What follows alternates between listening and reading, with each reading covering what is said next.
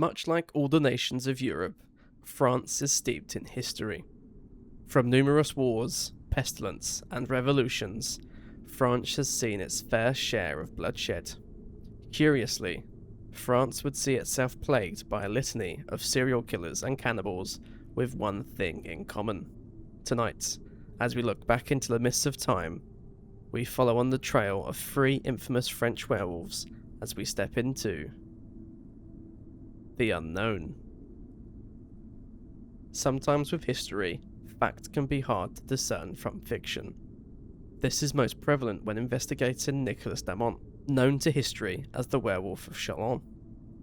It would seem no official record survived to this day. This has proved somewhat of a challenge for a scripted video such as this, but I have done my best to put enough pieces of the story together to hopefully make some sort of sense. Damont was a tailor in Chalon-en-Champagne, an ancient settlement in northeast of modern-day France. In the late 1590s, a series of disappearances would plague the town. A lot of them, or all, would be children. From what I can gather, quite a few were last seen in the more rural areas around Chalon. The town was known for its agriculture at the time, so it seems likely they were going about their duties helping their families work the land, or perhaps travelling from one farm to another. Given the time, and the fact predators still roamed the French countryside, it seemed to the locals that maybe these children had fallen foul to animal attacks, or simply gotten lost. I couldn't quite establish a number of how many children did go missing, or how many remains might have been found, but clearly too many disappeared too frequently. As you can imagine, this began to raise suspicions. Searches and patrols would regularly go out around town. With everyone's fears heightened, I can only imagine the rumour and stories that would no doubt have been spreading through the people that dwelt in Chalon. Damont would be arrested in December 1598. On what grounds, you might ask? It seems that suspicion over his involvement was growing.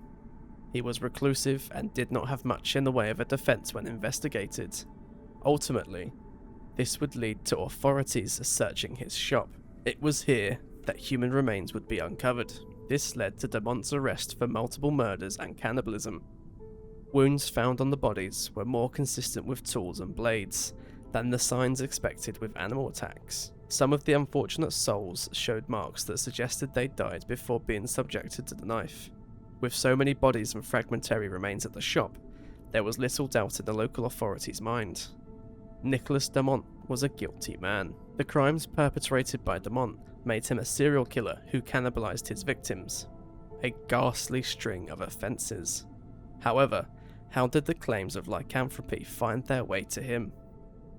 During his spree, there was talk of a wolf-like figure seen in the woods around Chalon.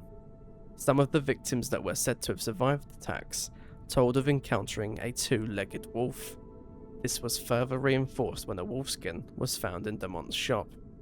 If you remember back to the Werewolf of Bedburg episode, folklore and superstition suggested that if you wore a girdle or wolfskin, then you could transform yourself into a monstrous beast. However, Damont came to confess, he said he had murdered a horrifically high number of children, partially consuming many of them. He also claims the devil had given him the means to do it, and the wolfskin found in his shop had come from Lucifer himself.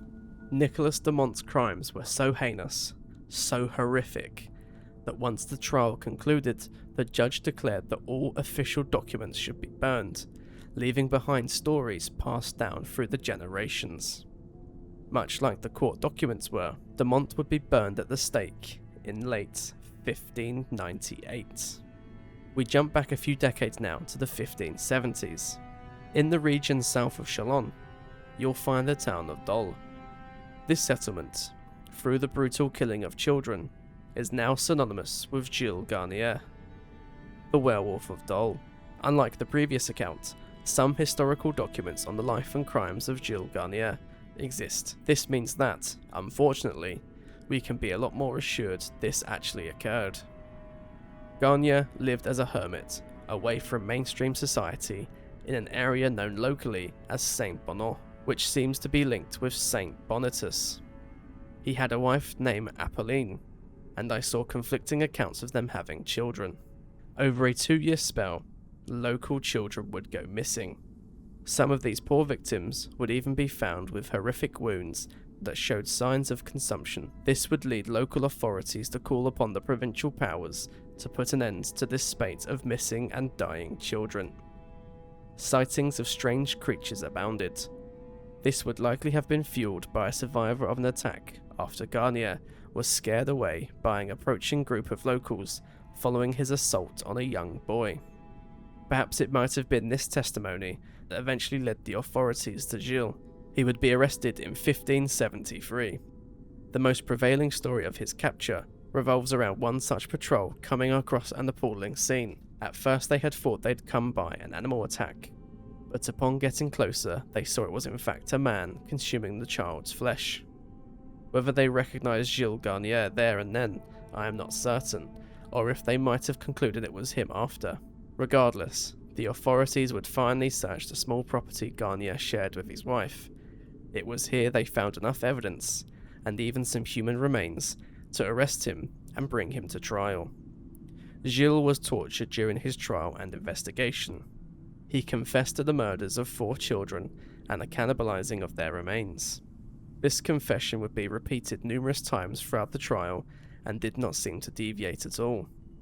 During the confession and the recounting of his crimes, Garnier would claim a black spectre appeared to him in the woods and provided him with an ointment which would allow him to transform into a wolf. He said this was because of the abject poverty he lived in, and how little game he was able to successfully hunt. In January 1574, he was found guilty of all his crimes, including lycanthropy and witchcraft, unsurprisingly for such grim atrocities carried out on his fellow man.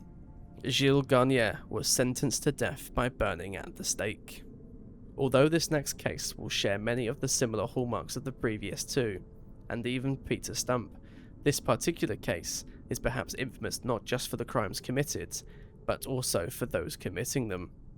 This isn't my way of saying the King of France was stalking the countryside, devouring his peasants. Yes, I know, some of the revolutionaries of yesteryear would no doubt have made this claim. Instead, a whole family was tried and executed for being the Werewolves of St. Claude. The Gandelon family are notorious 16th century lycanthropes, or, at least, alleged lycanthropes. This all stemmed from a single attack in 1598, in which Péronette Gandelon, believing she was a wolf, attacked 2 children picking berries. The younger of the 2 she killed, whilst the elder was seriously hurt. The surviving child told the villagers that they had been attacked by a wolf with human hands. It is possible that Péronette was wounded herself, or the villagers were able to follow her tracks back to her home. In brutal retaliation for the attack, the mob killed Péronette in revenge. An incident like this sparked outcry, and Péronette's brother, Pierre, would be arrested. Also arrested were Antoinette and Georges. I saw it stated that these 2 siblings were either Péronette's children or Pierre's. The charges put against these 3 members of the family were witchcraft, lycanthropy, and dealings with the devil. Presumably under torture, the 3 would duly confess. Pierre claims the devil himself cloaked all 4 family members as wolves so that they might hunt on all 4s. Georges would say something similar.